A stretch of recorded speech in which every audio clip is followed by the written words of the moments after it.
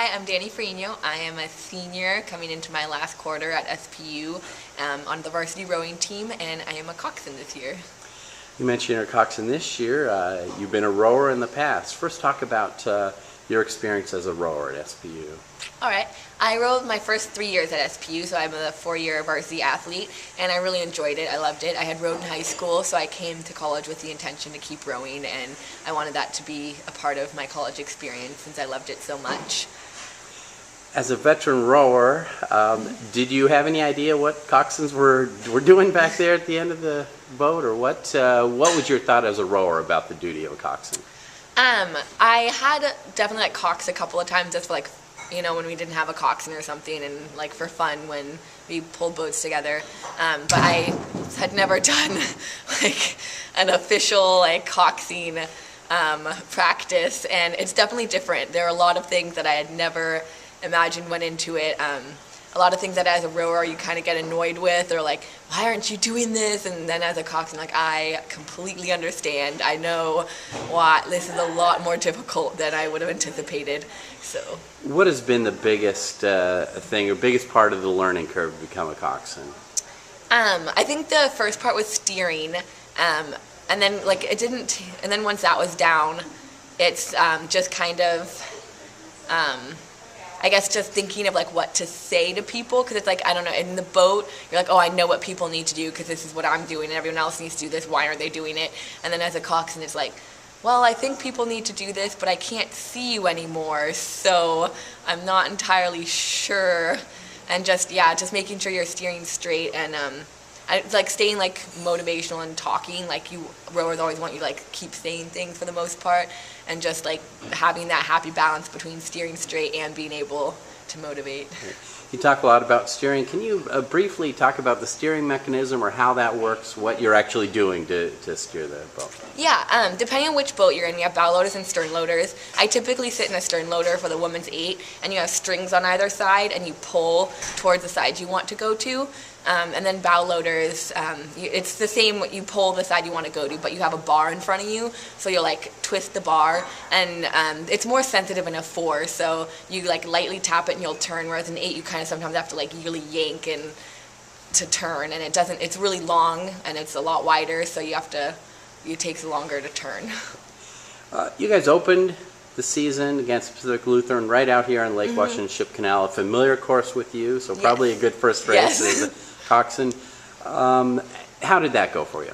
I thought that went really well. We pulled really hard, and just from a coxswain point of view, I was familiar with the landmarks, and oh, we're at the 1500, we're coming up on the 1000, we're at the 250, and so it was a lot easier because we do it every day, so I was more comfortable and I knew which way we needed to go. The hardest part is, I guess, just seeing what the coxswains will do, if they pull ahead or get behind, are they going to cut over or stay straight, so. Last week, only the men raced. It was against Seattle University. How difficult was that for you to be on the banks on the side there watching other crews compete? It's kind of hard. You want to compete too. We did go out that morning and just have our own practice 2K, but you watch them and you're happy that it's oh, they're going so fast and they're doing so well, but it's also I'd like to be out there with them and doing our race as well. This week you go to American Lake in Lakewood, Washington for the Cascade Sprints. A little different. You've been racing side by side with one other crew. Now this will be several boats across. Talk about the differences between that. The difference will probably be, once again, just trying to stay straight.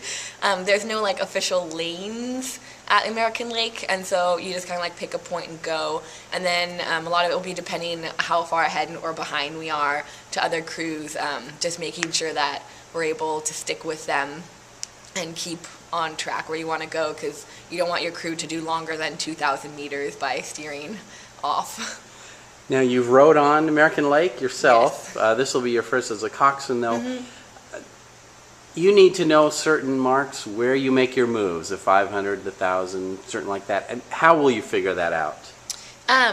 Coach gave us a brief, kind of he had pictures and everything. And I remember, I guess, a rower's perspective of American Lake, so I kind of have a general feel for it. But we went over landmarks.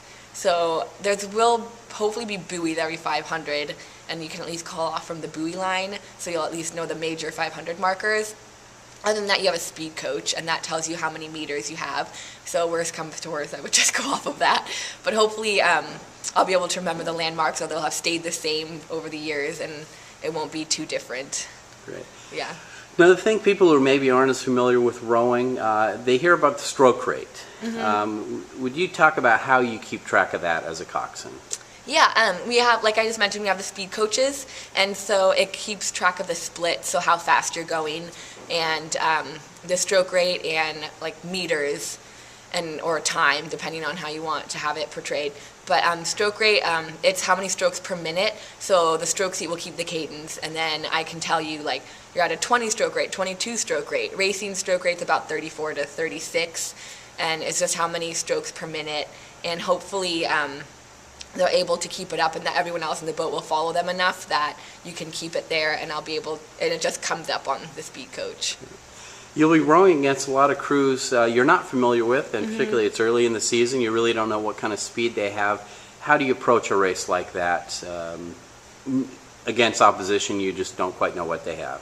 Yeah, it can be really stressful, especially if they like pull out ahead really fast, and then you're like, oh, we're already behind, and we're only like 500 in.